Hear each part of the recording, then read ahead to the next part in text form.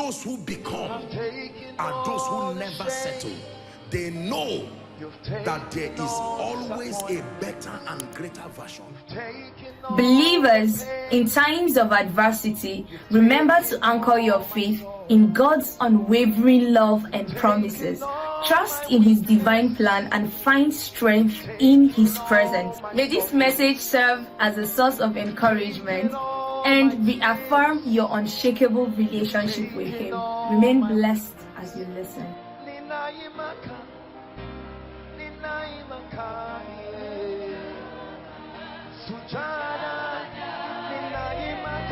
Do we have conditions? Maybe health, your home, your children, your life.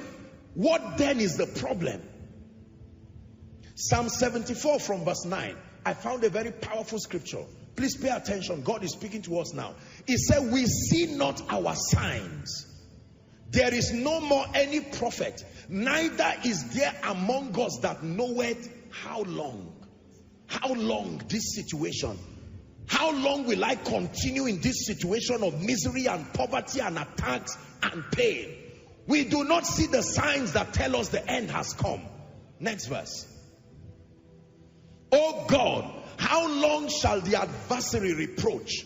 Shall the enemy blaspheme your name forever? Why withdrawest thou thy hand, even thy right hand? He said, pluck it out of your bosom. Verse 12, let's hurry up.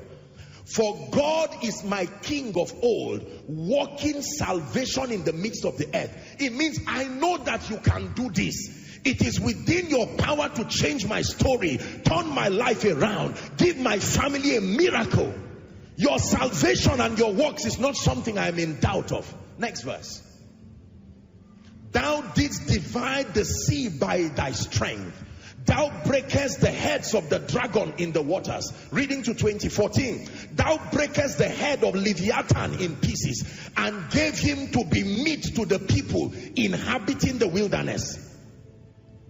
Thou didst cleave the mountain and the flood. You did dry up mighty rivers. The day is your own. Even the night is also your own. And thou prepares the light and the sun. Look at this, 17. Thou hast set all the borders of the earth. Thou hast made summer and winter. That means you are the one in control of seasons. That means, Lord, there is no reason why my life should be like this. As far as your faithfulness and power is concerned, the word of God already says you are ever ready. What then is the reason why I do not see my signs? 18. Remember this, that the enemy has reproached, O Lord, and that the foolish people have blasphemed your name. 19.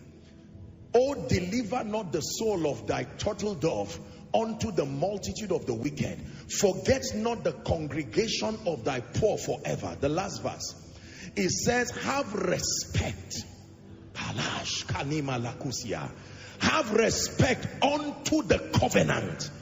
That means, I don't know what is stopping you from stretching your hands.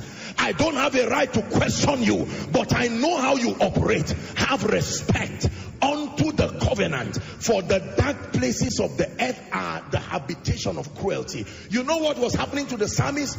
He was looking for all the ways he can get God to arise on his throne and move. He said, Lord, I do not see these signs. I don't know why I can belong to such a powerful God, such a mighty God.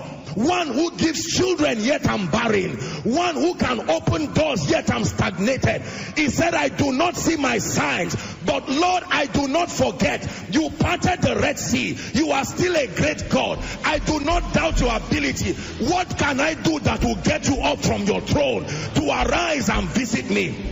I am the creation. I'm a creature, not the creator. I can't command you, but there is something I can tell you. Have respect.